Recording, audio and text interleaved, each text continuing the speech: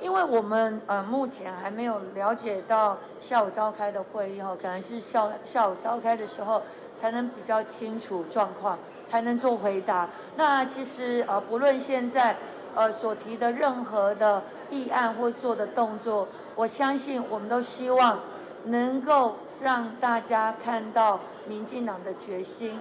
那除了2020要做一个检讨，2022要做一个检讨以外，我相信2024也是我们非常重要的一个指标。所以这个该怎么做就怎么做，我觉得不要过多的政治化，而是我们要怎么让人民有感才是最重要的。好，谢谢。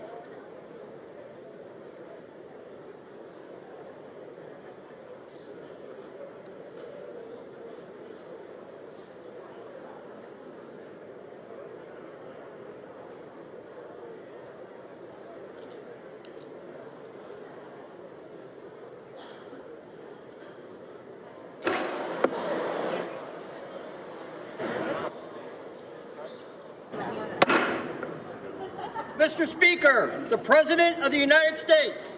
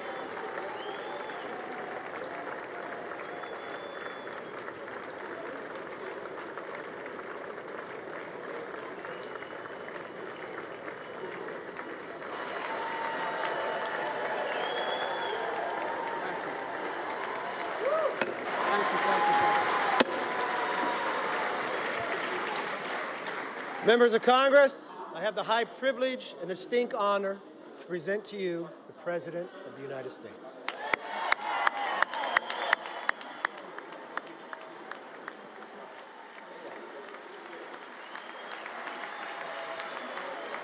Mr. Speaker. Thank you. You can smile. It's okay. Thank you, thank you, thank you. Thank you. Please.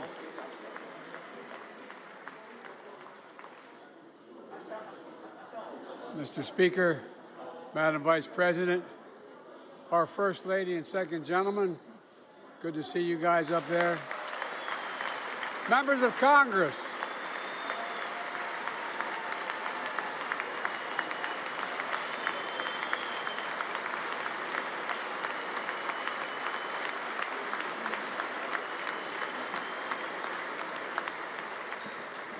by the way, Chief Justice, I may need a court order. She gets to go to the game tomorrow, next week. I have to stay home. Got to work something out here. Members of the Cabinet, leaders of our military, Chief Justice, Associate Justice, and retired Justice of the Supreme Court, and to you, my fellow Americans. You know, I start tonight by congratulating the 118th Congress and the new Speaker of the House, Kevin McCarthy.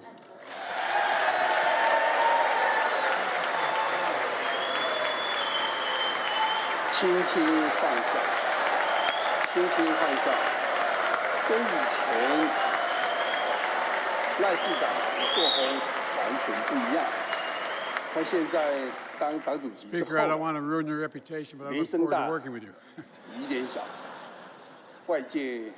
And I want to congratulate the new leader of the House Democrats, the first African-American minority leader in history, Hakeem Jeffries.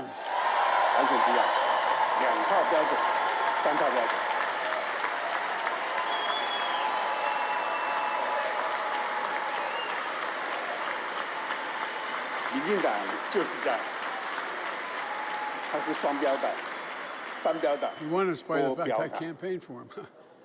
Congratulations to the longest-serving leader in the history of the United States Senate, Mitch McConnell. Where are you, Mitch?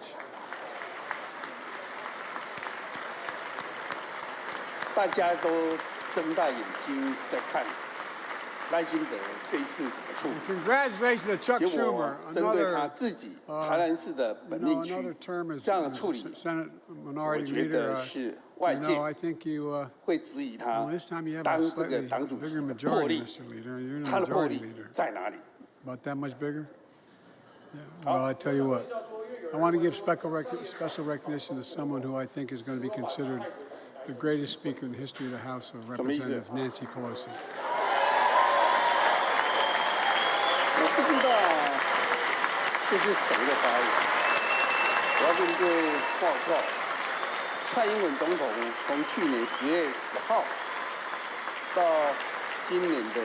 Folks, the story of America is the story of progress and resilience. Always moving forward, of never ever giving up. It's a story unique among all nations. We're the only country that has emerged from every crisis we've ever entered stronger than we got into it. Look, folks, that's what we're doing again. 2 years ago, the economy was reeling. I stand here tonight after we've created, with the help of many people in this room, 12 million new jobs. More jobs created in 2 years than any president has created in 4 years. Because of you all. Because of the American people. 2 years ago,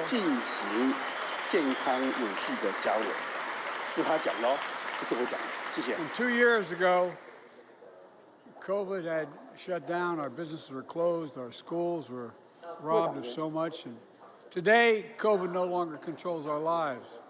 And 2 years ago, democracy faced its greatest threats in civil war. Today, though bruised, our democracy remains unbowed and unbroken.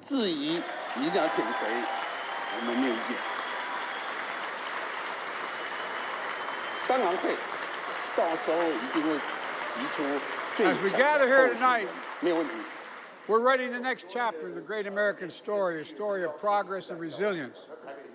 When world leaders ask me to define America, and they do, believe it or not, I can define it in one word, and I mean this: possibilities.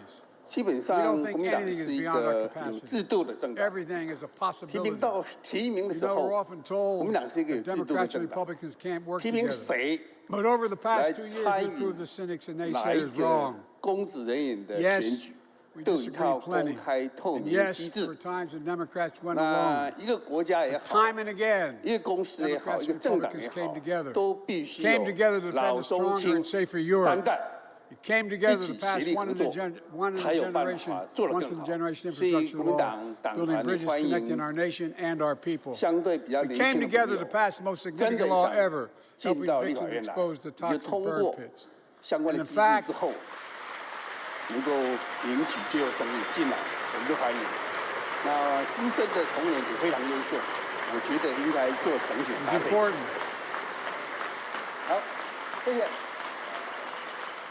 And in fact, I signed over 300 bipartisan pieces of legislation since becoming president, from reauthorizing the Violence Against Women Act, the Electoral Count Reform Act, the Respect for Marriage Act that protects the right to marry the person you love, and to my Republican friends, if we could work together the last Congress, there's no reason we can't work together and find consensus on important things in this Congress as well.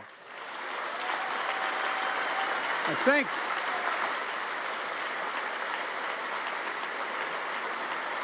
folks, you all are as formed as I am, but I think the people sent us a clear message. Fighting for the sake of fighting, power for the sake of power, conflict for the sake of conflict gets us nowhere. That's always been my vision of our country, and I know it's many of yours. To restore the soul of this nation, to rebuild the backbone of America, America's middle class, and to unite the country. We've been sent here to finish the job, in my view. For decades, the middle class has been hollowed out in more than, and not no one administration, but for a long time. Too many good-paying manufacturing jobs move overseas. Factories closed down. Once thriving cities and towns that many of you represent became shadows of what they used to be. And along the way, something else we lost: pride, our sense of self-worth. I ran for president to fundamentally change things, to make sure our economy works for everyone, so we can all feel that pride in what we do. To build an economy from the bottom up and the middle out, not from the top down. Because when the middle class does well, the poor have a ladder up, and the wealthy still do very well. We all do well.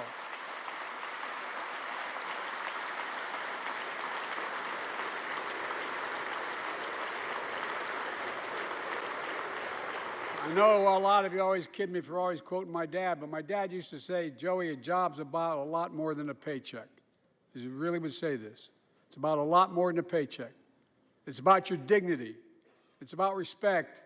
It's about being able to look your kid in the eye and say, honey, it's going to be okay, and mean it. Well, folks, so let's look at the results. We're not finished yet by any stretch of the imagination, but unemployment rate is at 3.4%, a 50-year low. A near record unemployment. Near record unemployment for Black and Hispanic workers. We've already created, with your help, 800,000 good-paying manufacturing jobs, the fastest growth in 40 years. And where is it written? Where is it written that America can't lead the world in manufacturing? And I don't know where that's written. For too many decades, we imported projects and exported jobs. Now, thanks to what you've all done, we're exporting American products and creating American jobs. Folks,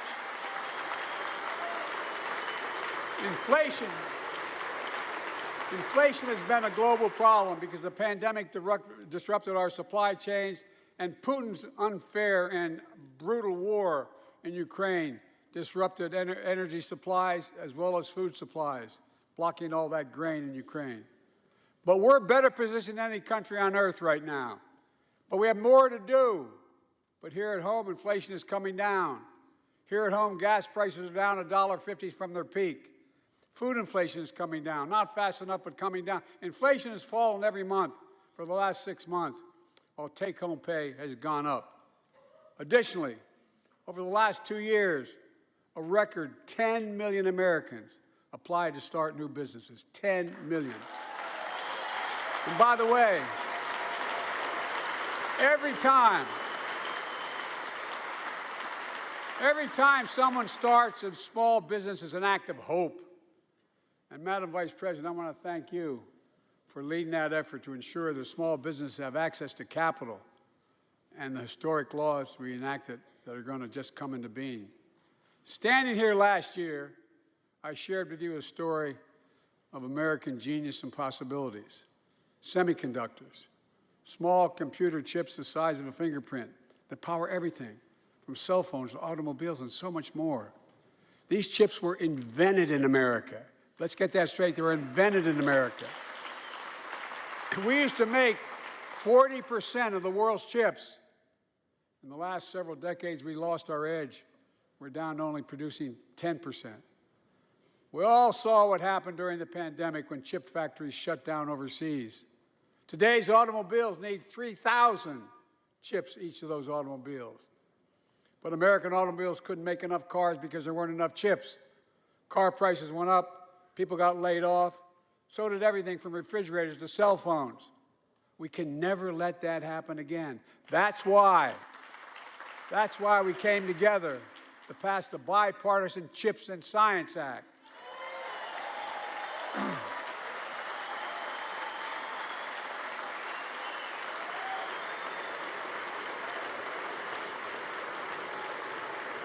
Folks, I know I've been criticized for saying this, but I'm not changing my view. We're going to make sure the supply chain for America begins in America. The supply chain begins in America. We've already created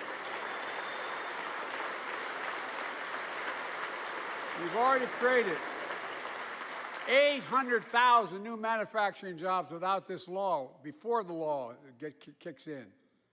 With this new law, we're going to create hundreds of thousands of new jobs across the country. And I mean all across the country, throughout not just the coast, but through the middle of the country as well. That's going to come from companies that have announced more than $300 billion in investment in American manufacturing over the next few years. Outside of Columbus, Ohio, Intel is building semiconductor factories on 1,000 acres, literally a field of dreams. It's going to create 10,000 jobs, that one investment, 7,000 construction jobs, 3,000 jobs in those factories once they're finished. They call them factories. Jobs paying an average of $130,000 a year, and many do not require a college degree.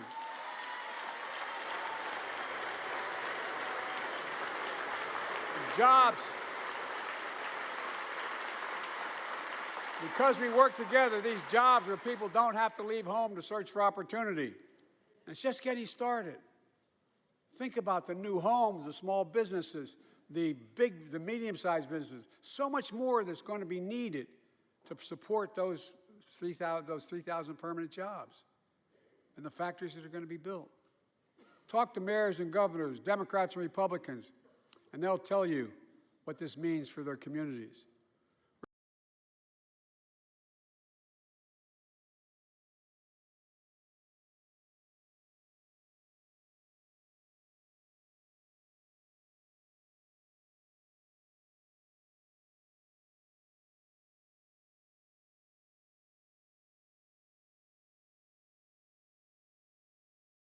We've sunk to 13th in the world.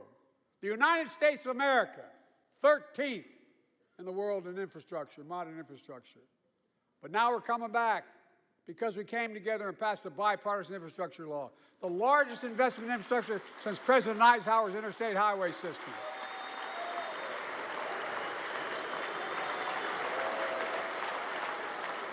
And folks, already we've funded over 20,000 projects, including major airports from Boston to Atlanta to Portland. Projects that are going to put thousands of people to work rebuilding our highways, our bridges, our railroads, our tunnels, ports, airports, clean water, high-speed internet, all across America. Urban, rural, tribal. And folks, we're just getting started. We're just getting started. and I mean this sincerely. I want to thank my Republican friends who voted for the law, and my Republican friends who voted against it as well. But I still get asked to fund the projects in those districts as well. But don't worry. I promised I'd be a president for all Americans. We'll fund these projects, and I'll see you at the groundbreaking. Look, this law will further unite all of America. Projects like Brent Spence Bridge in Kentucky over the Ohio River, built 60 years ago, badly needed repairs, one of the nation's most congested freight routes, carrying $2 billion worth of freight every single day across the Ohio River. And folks, I've been talking about fixing it for decades, but we're really finally going to get it done. I went there last month with Democrats and Republicans, and from both states, to deliver a commitment of $1.6 billion for this project. And while I was there, I met a young woman named Sarah, who's here tonight. I don't know where Sarah is. Is she up in the box? I don't know. Sarah, how are you? Well, Sarah, for 30 years,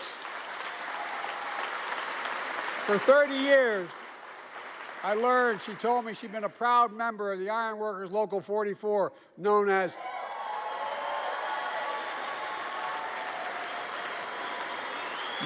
the Cowboys in the Sky.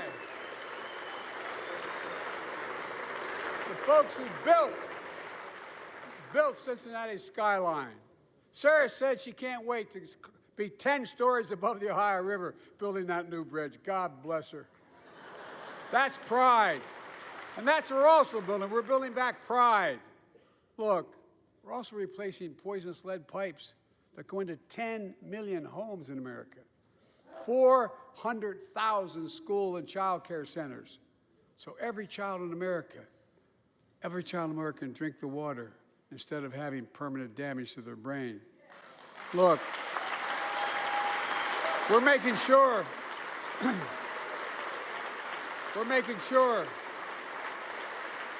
that every community in America has access to affordable high-speed internet.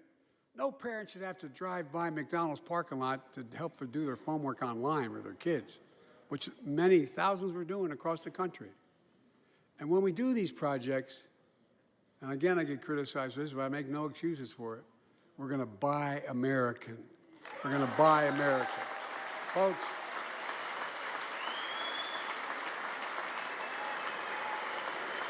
and it's totally consistent with international trade rules. Buy America has been the law since 1933, but for too long, past administrations, Democrat and Republican, have fought to get around it. Not anymore. Tonight, I'm announcing new standards that require all construction materials used in federal infrastructure projects to be made in America. Made in America. I mean it. Lumber, glass, drywall, fiber optic cable. And on my watch, American roads, bridges, and American highways are going to be made with American products as well. Folks, my economic plan is about investing in places and people that have been forgotten.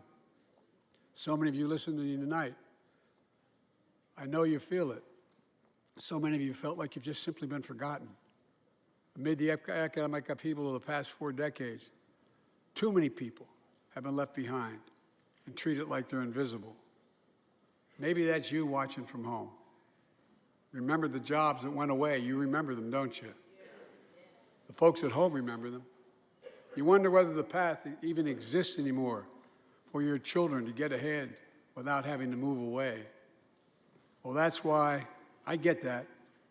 That's why we're building an economy where no one's left behind.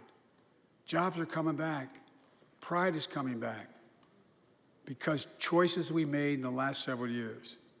You know, this is, in my view, a blue-collar blueprint to rebuild America and make a real difference in your lives at home.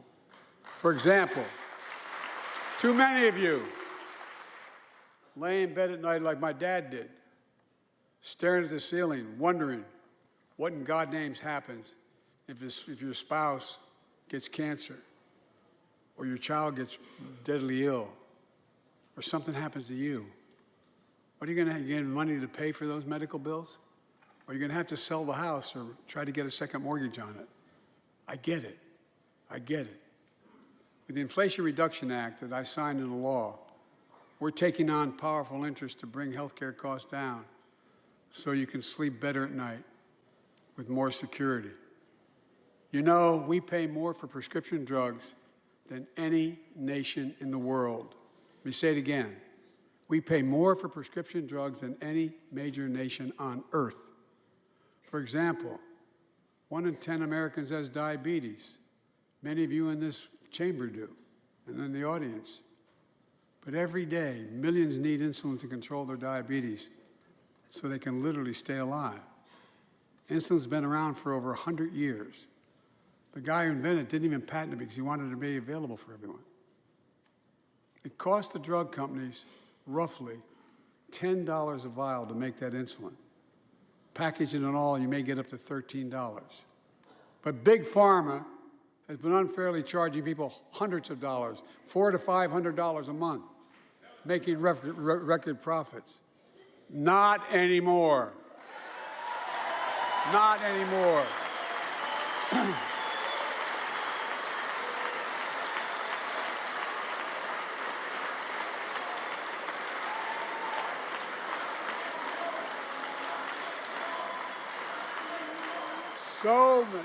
So many things that we did are only now coming to fruition. We said we were doing this, and we said we passed a law to do it, but people didn't know because the law didn't take effect until January 1 of this year. We capped the cost of insulin at $35 a month for seniors on Medicare. People are just finding out. I'm sure you're getting the same calls I'm getting. Look, there are millions of other Americans who do not or are not on Medicare, including 200,000 young people with type 1 diabetes who need this insulin to stay alive. Let's finish the job this time. Let's cap the cost of insulin for everybody at $35.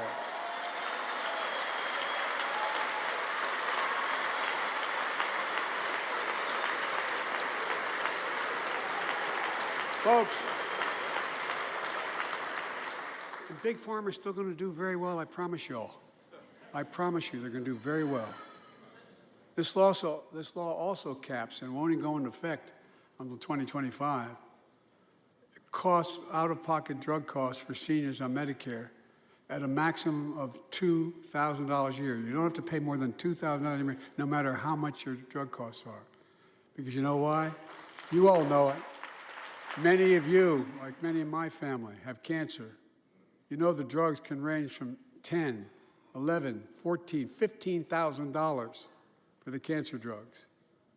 If drug prices rise faster than inflation, drug companies are going to have to pay Medicare back the difference.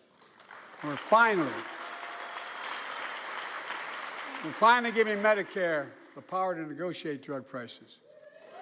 Bringing down prescription drug costs doesn't just save seniors money, it cuts the federal deficit by billions of dollars, by hundreds of billions of dollars. Because these prescription drugs are drugs purchased by Medicare to keep their commitment to the seniors. Well, guess what? Instead of paying $400 or $500 a month, you're paying $15. That's a lot of savings for the federal government. And by the way, why wouldn't we want that? Now some members here are threatening, and I know it's not an official party position, so I'm going to exaggerate, but threatening to repeal the Inflation Reduction Act. As my coach, that's okay, that's fair. As my football coach used to say, lots of luck in your senior year. Make no mistake, if you try anything to raise the cost of prescription drugs, I will veto it. Look, I'm pleased to say that more Americans have health insurance now than ever in history. A record 16 million people are enrolled in the Affordable Care Act. And thanks to the law I signed last year, saving millions are saving $800 a year on their premiums. And by the way, that law was written and the benefit expires in 2025. So my plea to some of you, at least in this audience, let's finish the job and make these savings permanent. Expand coverage of Medicaid.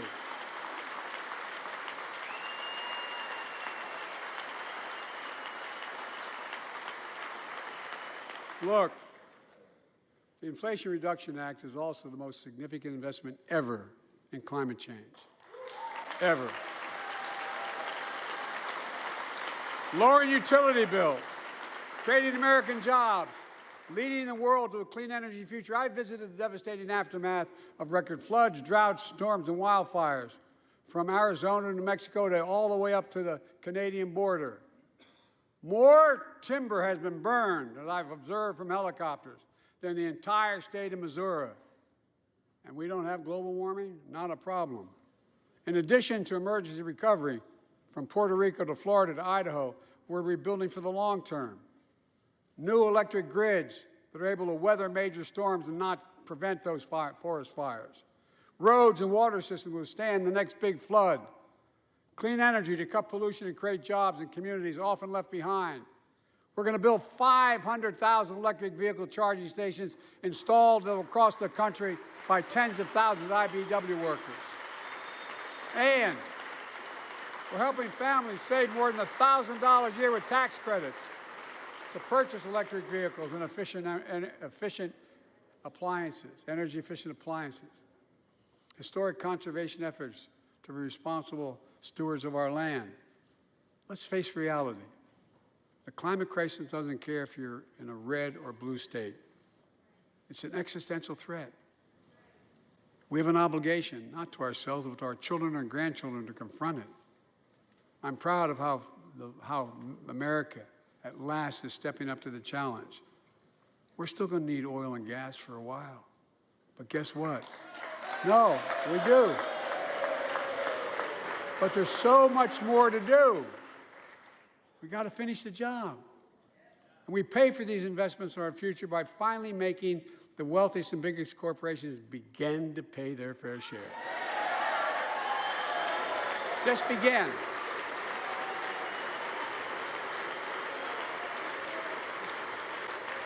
Look, I'm a capitalist. But pay your fair share. I think a lot of you at home agree with me and many people that you know. The tax system is not fair. It is not fair.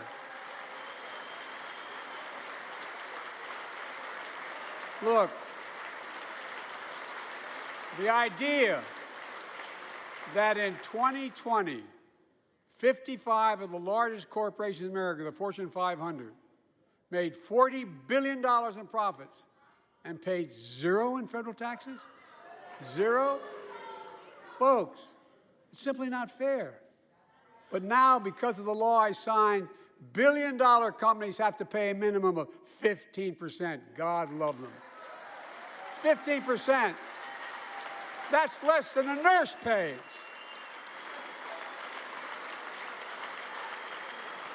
And let me be crystal clear. I said at the very beginning, under my plans, as long as I'm president, nobody earning less than $400,000 will pay an additional penny in taxes. Nobody, not one penny. But let's finish the job. There's more to do. We have to reward work, not just wealth. Pass my proposal for the billionaire minimum tax. You know, there's 1,000 billionaires in America. It's up from about 600 in the beginning of the term. But no billionaire should be paying a lower tax rate than a school teacher or firefighter. I mean it. Think about it.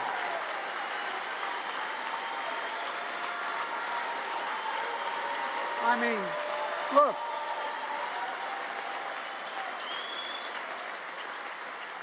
I know you aren't enthusiastic about that, but think about it.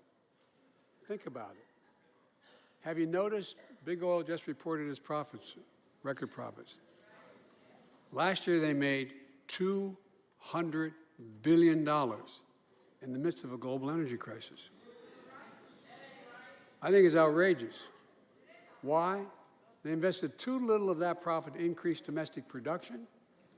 And when I talk to a couple of them, they say, we're afraid you're going to shut down all the oil wells, all the oil refineries anyway, so why should we invest in them? I said, we're going to need oil for at least another decade, and that's going to exceed and beyond that. We're going to need it. Production. If they had, in fact, invested in the production to keep gas prices down, instead, they used the record profits to buy back their own stock, rewarding their CEOs and shareholders. Corporations ought to do the right thing. That's why I propose we quadruple the tax on corporate stock buybacks and encourage long-term investments. They'll still make considerable profit. Let's finish the job and close the loopholes that allow very wealthy to avoid paying their taxes. Instead of cutting the number of audits for wealthy taxpayers, I just signed a law to reduce the deficit by $114 billion by cracking down on wealthy tax cheats. That's being fiscally responsible. In the last 2 years, my administration has cut the deficit by more than $1.7 trillion, the largest deficit reduction in American history. Under the previous administration, the American deficit went up 4 years in a row. Because those record deficits, no president added more to the national debt in any 4 years than my predecessor. Nearly 25% of the entire national debt that took over 200 years to accumulate was added by just one administration alone, the last one. They're the facts. Check it out. Check it out. How did Congress respond to that debt? They did the right thing. They lifted the debt ceiling 3 times without preconditions or crisis. They paid American bills to prevent an economic disaster to the country. So tonight I'm asking the Congress to follow suit. Let's commit here tonight to the full faith and credit of the United States of America will never, ever be questioned. Some of my Republican friends want to take the economy hostage. I get it, unless I agree to their economic plans. All of you at home should know what those plans are. Instead of making the wealthy pay their fair share, some Republicans want Medicare and Social Security to sunset. I'm not saying it's a majority.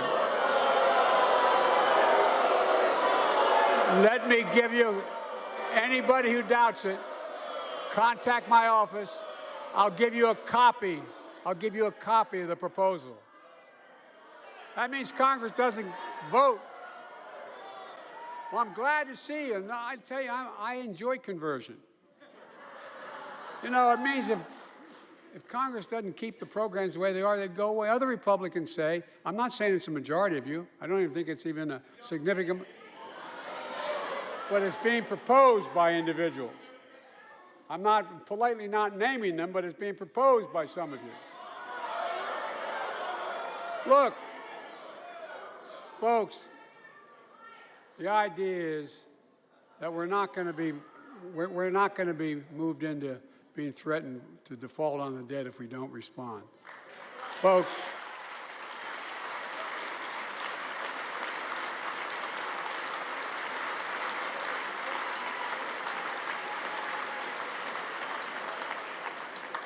Folks, as we all apparently agree, Social Security and Medicare is off the books now, right? They're not to be started. All right. I'm ready. We got unanimity.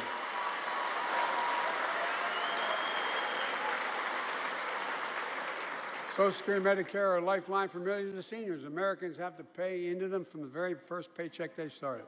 So tonight, let's all agree, and we apparently are. Let's stand up for seniors.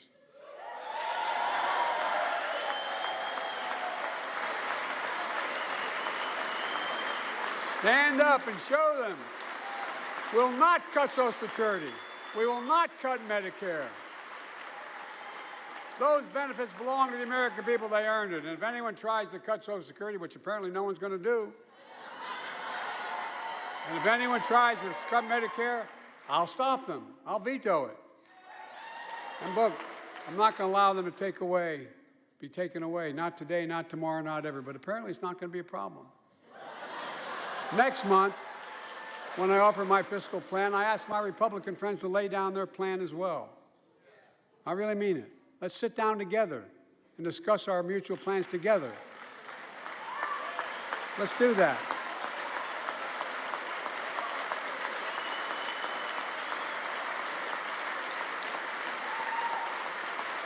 I can tell you, the plan I'm going to show you is going to cut the deficit by another $2 trillion. And it won't cut a single bit of Medicare or Social Security. In fact, we're going to extend the Medicare Trust Fund at least 2 decades, because that's going to be the next argument. How do we keep it solvent, right? Well, we'll not raise tax on anyone making under 400 grand, but we'll pay for it the way we talked about tonight, by making sure that the wealthy and big corporations pay their fair share. Look. Here's the deal. They aren't just taking advantage of the tax code. They're taking advantage of you, the American consumer. Here's my message to all of you out there. I have your back. We're already preventing Americans from receiving surprise medical bills, stopping $1 billion surprise bills per month so far. We're protecting seniors' life savings by cracking down on nursing homes that commit fraud, endanger patient safety, prescribe drugs that are not needed. Millions of Americans can now save thousands of dollars because they can finally get a hearing aid over the counter without a prescription. Look, capitalism without competition is not capitalism. It's extortion. It's exploitation. Last year, I cracked down with the help of many of you on foreign shipping companies that were making you pay higher prices for every good coming into the country. I signed a bipartisan bill that cut shipping costs by 90%, helping American farmers, businessmen, and consumers. Let's finish the job. Pass the bipartisan legislation to strengthen antitrust enforcement and prevent big online platforms from giving their own products an unfair advantage.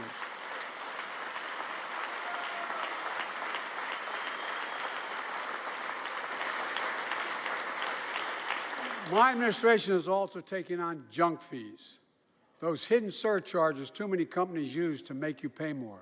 For example, we're making airlines show you the full ticket price up front, refund your money if your flight is canceled or delayed. We've reduced exorbitant bank overdrafts by saving consumers more than $1 billion a year. We're cutting credit card late fees by 75%, from $30 to $8. Look, junk fees may not matter to the very wealthy, but they matter to most other folks in homes like the one I grew up in, like many of you did. They add up to hundreds of dollars a month. They make it harder for you to pay your bills or afford that family trip. I know how unfair it feels when a company overcharges you and gets away with it. Not anymore. We've written a bill to stop it all. It's called the Junk Fee Prevention Act. We're going to ban surprise resort fees that hotels charge on your bill. Those fees can cost you up to $90 a night at hotels that aren't even resorts. The idea that cable, internet, and cell phone companies can charge you $200 or more if you decide to switch to another provider. Give me a break. We can stop service fees on tickets to concerts and sporting events and make companies disclose all the fees up front. And we'll prohibit airlines from charging $50 round trip for a family just to be able to sit together. Baggage fees are bad enough. Airlines can't treat your child like a piece of baggage. Americans are tired of being. We're tired of being played for suckers. So pass the Junk Fee Prevention Act so companies stop ripping us off. For too long, workers have been getting stiffed, but not anymore. We're beginning to restore the dignity of work. For example, I should have known this, but I didn't until 2 years ago. 30 million workers have to sign non-compete agreements for the jobs they take. 30 million. So a cashier at a burger place can't walk across town and take the same job at another burger place and make a few bucks more. It just changed. But they just changed it because we exposed it. That was part of the deal, guys. Look it up. But not anymore. We're banning those agreements so companies have to compete for workers and pay them what they're worth.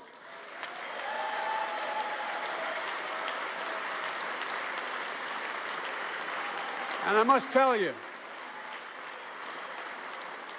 this is bound to get a response from my friends on my left but the right.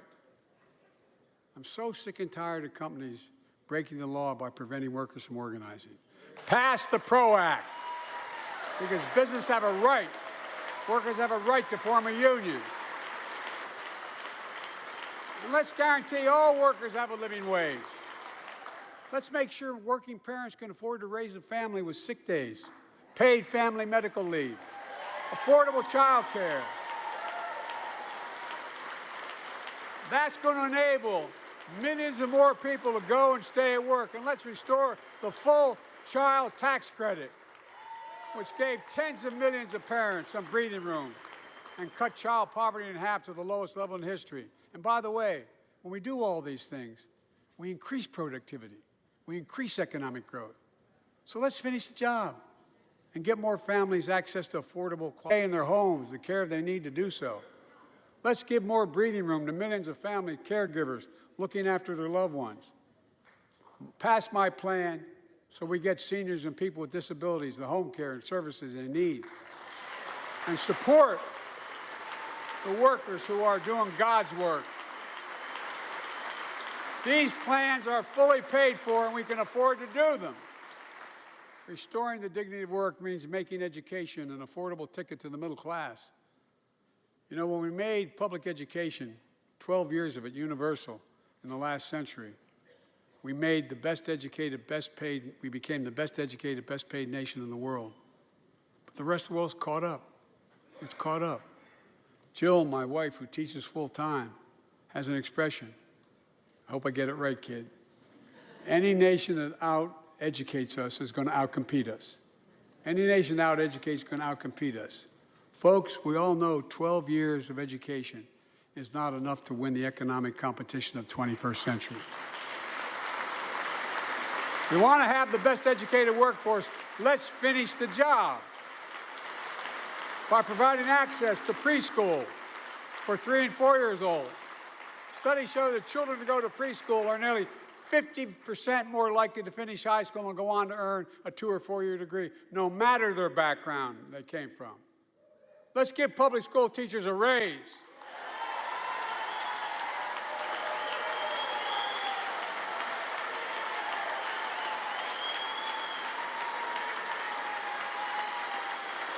We're making progress by reducing student debt, increasing Pell Grants for working and middle-class families.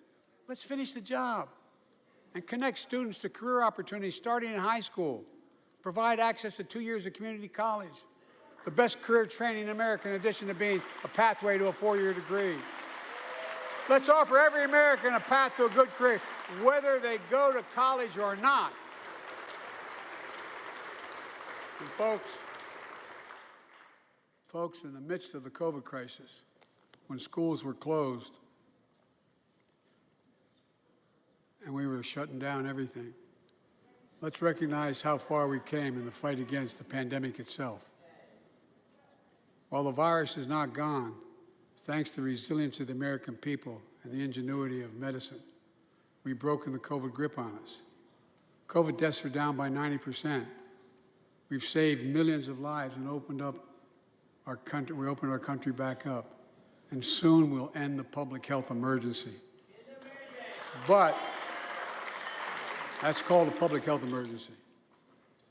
But we'll remember the toll and pain that's never going to go away. More than 1 million Americans lost their lives to COVID. 1 million. Families grieving, children orphaned. Empty chairs at the dining room table constantly reminding you that she used to sit there. Remembering them, we remain vigilant. We still need to monitor dozens of variants and support new vaccines and treatments. So Congress needs to fund these efforts and keep America safe. And as we emerge from this crisis stronger, we're also got to double down on prosecuting criminals who stole relief money meant to keep workers and small businesses afloat.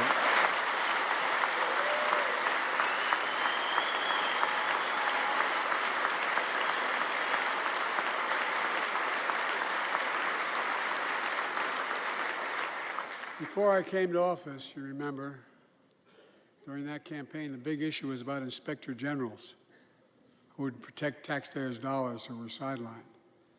They were fired. Many people said we don't need them. And fraud became rampant. Last year, I told you the watchdogs are back. Since then, we've recovered billions of taxpayers' dollars. Now let's triple the anti-fraud strike force going after these criminals, double the statute of limitations on these crimes, and crack down on identity fraud by criminal syndicates stealing billions of dollars from the American people.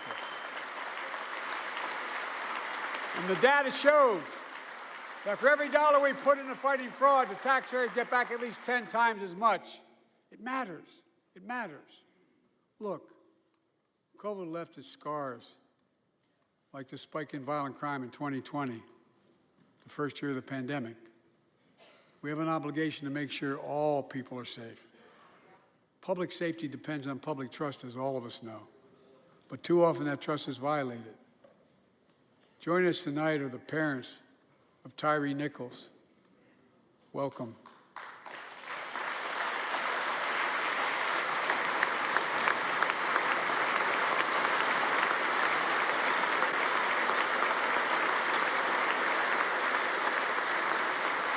We had to bury Tyree last week.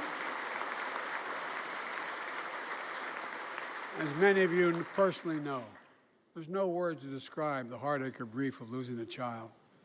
But imagine if you lost that child at the hands of the law. Imagine having to worry whether your son or daughter came home from walking down the street, or playing in the park, or just driving a car. Most of us in here have never had to have the talk that brown and black parents have had to have with their children. Bo, Hunter, Ashley, my children, I never had to have the talk with them. I never had to tell them if a police officer pulls you over, turn your interior lights on right away. Don't reach for your license. Keep your hands on the steering wheel. Imagine having to worry like that every single time your kid got in a car. Here's what Tyree's mother shared with me when I spoke to her. When I asked her how she finds the courage to carry on and speak out. With the faith of God, she said her son was, quote, a beautiful soul, and something good will come of this. Imagine how much courage and character that takes. It's up to us, to all of us. We all want the same thing. Neighborhoods free of violence. Law enforcement who earns the community's trust. Just as every cop, when they pin on that badge in the morning, has a right to be able to go home at night, so does everybody else out there. Our children have a right to come home safely.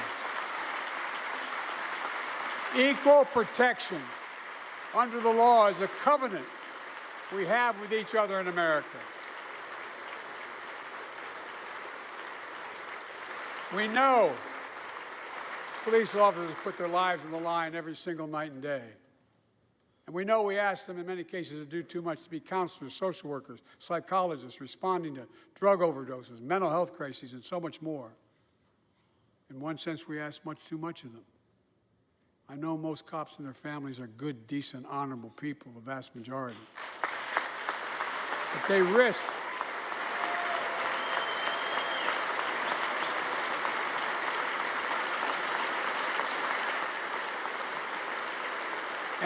their lives every time they put that shield on.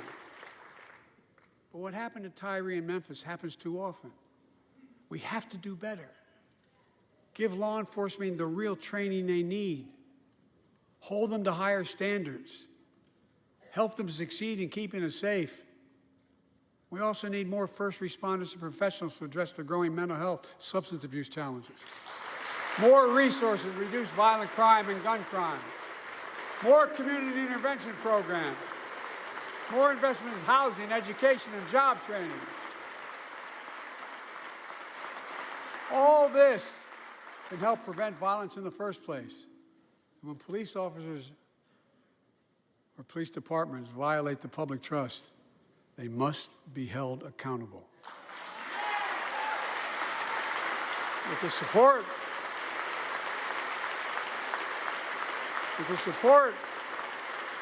of the families of victims, civil rights groups, and law enforcement, I signed an executive order for all federal officers, banning chokeholds, restricting no-knock warrants, and other key elements of the George Floyd Act.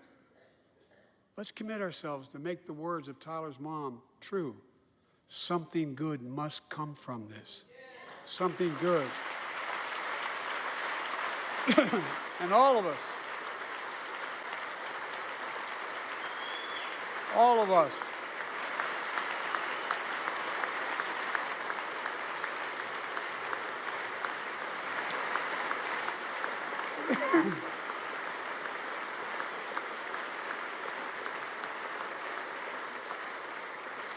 folks, it's difficult, but it's simple.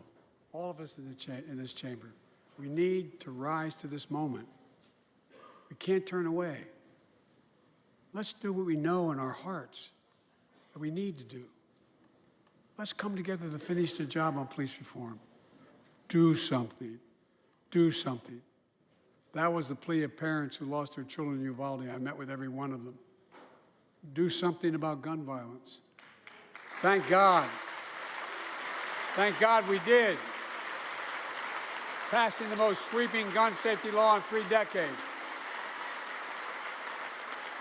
That includes things like that the majority of responsible gun owners already support, enhanced background checks for 18 to 21 years old, red flag laws, keeping guns out of the hands of people who are a danger to themselves and others. But we know our work is not done. Joining us tonight is Brandon Say, a 26-year-old hero. Brandon put his college dreams on hold to be at his mom's side when she was dying from cancer. And Brandon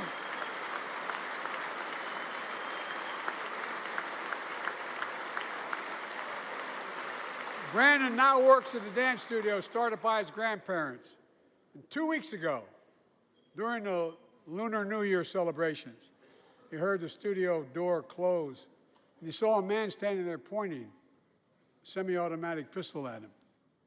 He thought he was going to die, but he thought about the people inside. And in that instant, he found the courage to act and wrestled a semi-automatic pistol away from the gunman who had already killed 11 people in another dance studio. 11.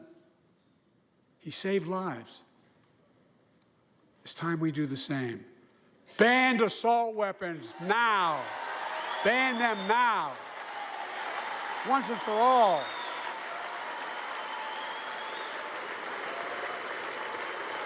I led the fight to do that in 1994. In 10 years, that ban was law and mass shootings went down. After we let it expire in the Republican administration, mass shootings tripled. Let's finish the job and ban these assault weapons. And let's also come together on immigration. Make it a bipartisan issue once again.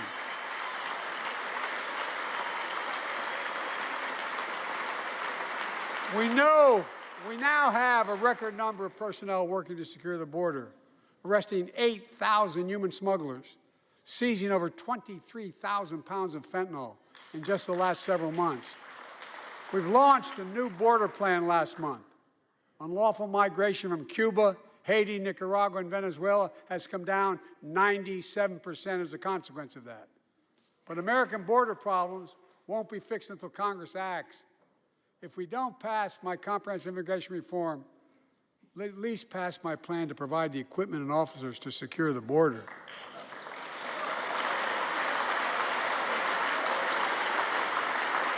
And a pathway to citizenship for dreamers, those on temporary status, farm workers, essential workers.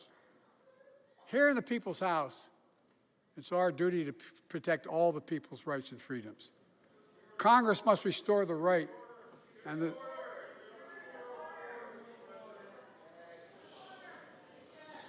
Congress must restore the right that was taken away in Roe v. Wade and protect Roe v. Wade.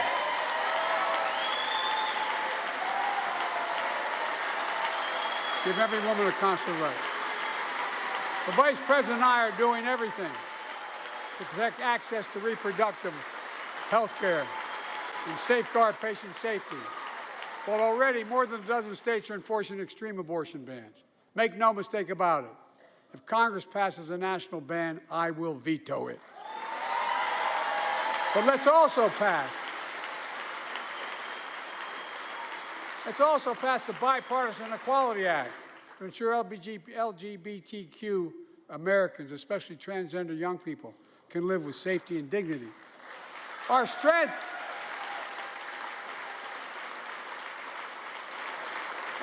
is not just the example of our power, but the power of our example. Let's remember the world's watching. I spoke in this chamber 1 year ago, just days after Vladimir Putin unleashed his brutal attack against Ukraine. A murderous assault, evoking images of death and destruction Europe suffered in World War II. Putin's invasion has been a test for the ages, a test for America, a test for the world. Would we stand for the most basic of principles? Would we stand for sovereignty? Would we stand for the right of people to live free of tyranny? Would we stand for the defense of democracy? For such defense matters to us because it keeps peace and prevents open season on would-be aggressors and threatens our prosperity. 1 year later, we know the answer. Yes, we would, and we did. We did.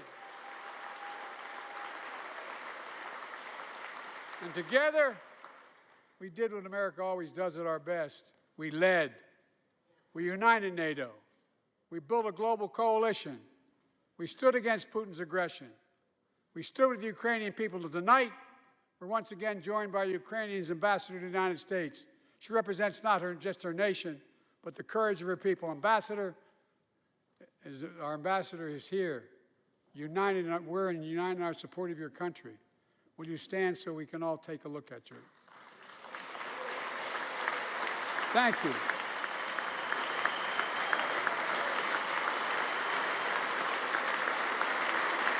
Because we're going to stand with you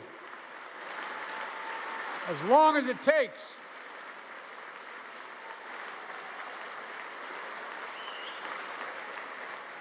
Our nation is working for more freedom, more dignity, more peace, not just in Europe, but everywhere. Before I came to office, the story was about how the People's Republic of China was increasing its power and America was failing in the world. Not anymore. We made clear, and I made clear in my personal conversations, which have been many, with President Xi, that we seek competition, not conflict. But I will make no apologies that we're investing to make America stronger. Investing in American innovation and industries that will define the future that China intends to be dominated. Investing in our alliances and working with our allies to protect advanced technologies so they will not be used against us. Modernizing our military to safeguard stability and deter aggression. Today, we're in the strongest position in decades to compete with China or anyone else in the world. Anyone else in the world. And I'm committed.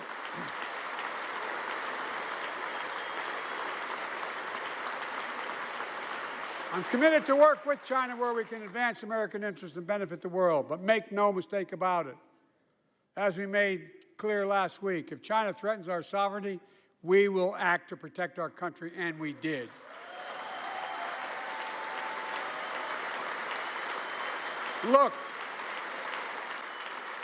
Let's be clear. Winning the competition should unite all of us. We face serious challenges across the world. But in the past 2 years, democracies have become stronger, not weaker. Autocracies have grown weaker, not stronger. Name me a world leader who changed places with Xi Jinping. Name me one. Name me one. America's rallying the world to meet those challenges, from climate to global health, to food insecurity, to terrorism, to territorial aggression. Allies are stepping up, spending more, and doing more. Look, the bridges we're forming between partners in the Pacific and those in the Atlantic, and those who bet against America are learning how wrong they are. It's never, ever been a good bet to bet against America. Never.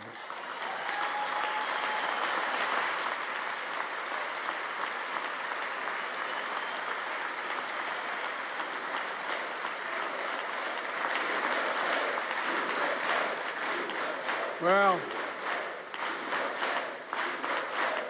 when I came to office, most assured that bipartisanship assumed was impossible, but I never believed it. That's why a year ago I offered a unity agenda to the nation as I stood here. We made real progress together. We passed a law making it easy for doctors to prescribe effective treatments for opioid addiction. We passed the gun safety law, making historic investments in mental health. We launched the ARPA-H drive for breakthrough in the fights against cancer, Alzheimer's, and diabetes, and so much more.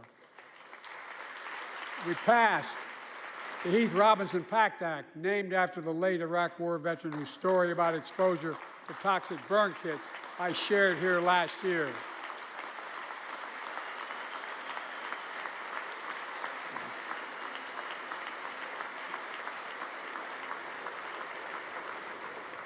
I understand something about those burn pits, but there's so much more to do. We can do it together. Joining us tonight is a father named Doug from Newton, New Hampshire. He wrote Jill, my wife, a letter, and me as well, about his courageous daughter, Courtney. A contagious laugh, his sister's best friend, her sister's best friend. He shared a story all too familiar to millions of Americans and many of you in the audience. Courtney discovered pills in high school. It spiraled into addiction and eventually death from a fentanyl overdose. She was just 20 years old. Describing the last 8 years without her, Doug said, "There's no worse pain."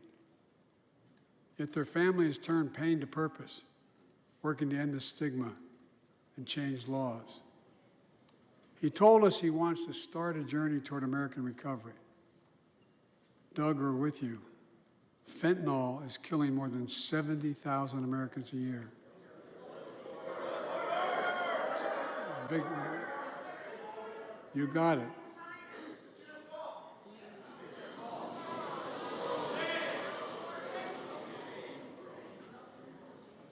So let's launch a major surge to stop fentanyl production and the sale and trafficking, with more drug detection machines, inspection cargo, stop pills and powder at the border. Working with couriers like FedEx to inspect more packages for drugs. Strong penalties to crack down on fentanyl trafficking. Second, let's do more in mental health, especially for our children. When millions of young people are struggling with bullying, violence, trauma, we give them greater access to mental health care at their schools. We must finally hold social media companies accountable for experimenting they're doing running children for profit. There's time to pass bipartisan legislation to stop big tech from collecting personal data on our kids and teenagers online. Ban targeted advertising to children and impose stricter limits on the personal data that companies collect on all of us.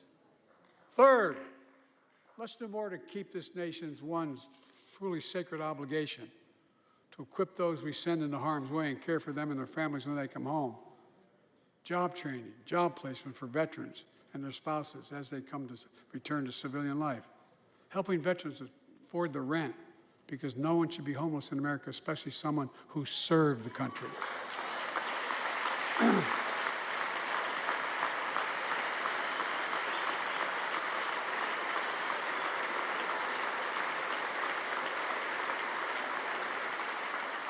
Dennis McDonough is here of the VA. We had a first real discussion when I asked him to take the job. I'm glad he did. We were losing up to 25 veterans a day on suicide. Now we're losing 17 a day to the silent scourge of suicide. 17 veterans a day are committing suicide. More than all the people being killed in the wars. Folks, VA is doing everything it can, including expanding mental health screening, proven programs that recruits veterans to help other veterans understand what they're going through, get them the help they need. We got to do more. And fourth, last year, Jill and I reignited the cancer moonshot that I was able to start with President Obama asked me to lead our administration on this issue. Our goal is to cut the cancer death rates at least by 50% in the next 25 years.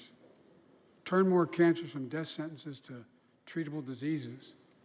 Provide more support for patients and their families. It's personal to so many of us in this audience. Joining us are Morris and Candice, an Irishman and the daughter of immigrants from Panama. They met and fell in love in New York City and got married in the same chapel Jill and I got married in New York City. Kindred spirits. He wrote us a letter about his little daughter, Ava, and I saw her just before I came over. She was just a year old when she was diagnosed with rare kidney disease, cancer. After 26 blood transfusions, 11 rounds of radiation, 8 rounds of chemo, 1 kidney removed, giving a 5% survival rate. He wrote how in the darkest moments he thought, if she goes, I can't stay. Many of you have been through that as well. Jill and I understand that like so many of you. And he read Jill's book describing our family's cancer journey and how we tried to steal moments of joy where we could with Bo. For them, that glimmer of joy was the half smile of their baby girl. It meant everything to them. They never gave up hope. Little Ava never gave up hope. She turns 4 next month. They just found out Ava's beating the odds, is on her way to being cured of cancer. And she's watching from the White House tonight and she's not asleep already. For the lives we can save.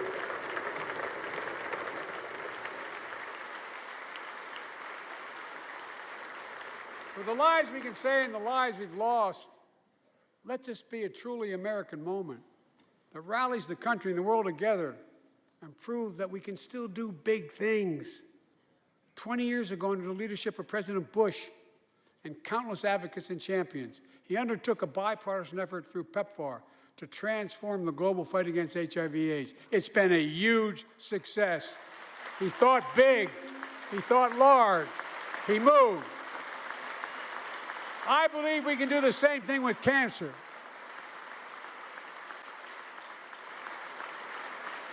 Let's end cancer as we know it. Cure some cancers once and for all. Folks, there's one reason why we've been able to do all of these things. Our democracy itself. It's the most fundamental thing of all. With democracy, everything's possible. Without it, nothing is. For the last few years, our democracy has been threatened and attacked, put at risk, put to the test in this very room on January the 6th. And then just a few months ago, an unhinged big lie assailed and unleashed a political violence, the home of the then Speaker of the House of Representatives, using the very same language the insurrectionists used as they stalked these halls and chanted on January 6th. Here tonight in this chamber is a man who bears the scars of that brutal attack, but is as tough and as strong and as resilient as they get. My friend Paul Pelosi. Paul, stand up.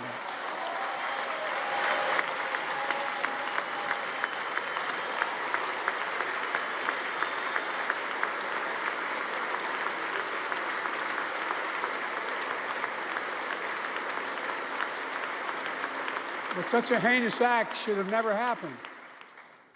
We must all speak out. There's no place for political violence in America. We have to protect the right to vote, not suppress the fundamental right. Honor the results of our elections, not subvert the will of the people. We have to uphold the rule of law and restore trust in our institutions of democracy. And we must give hate and extremism in any form no safe harbor.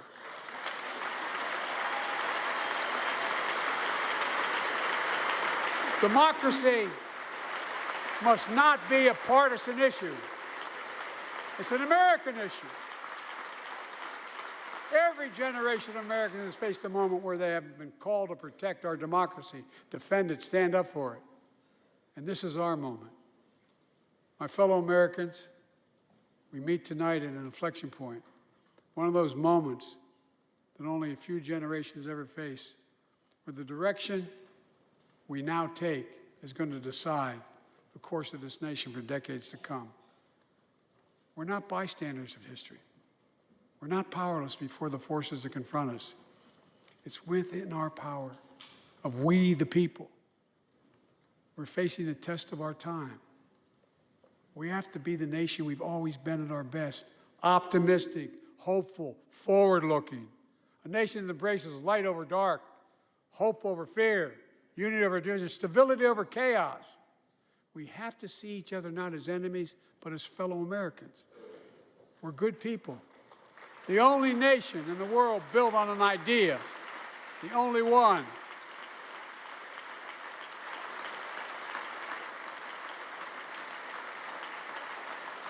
Other nations are defined by geography, ethnicity, but we're the only nation based on an idea that all of us, every one of us, is created equal in the image of God. A nation that stands as a beacon of the world. A nation in a new age of possibilities. So I've come to fulfill my constitutional obligation to report in the State of the Union. And here's my report. Because the soul of this nation is strong, because the backbone of this nation is strong, because the people of this nation are strong, the State of the Union is strong.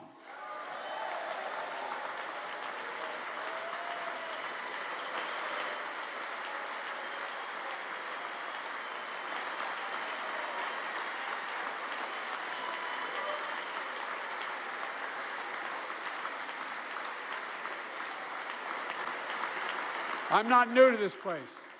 I stand here tonight having served as long as about any one of you have ever served here. But I've never been more optimistic about our future, about the future of America. We just have to remember who we are. We're the United States of America, and there's nothing beyond our capacity if we do it together. God bless you all, and may God protect our troops.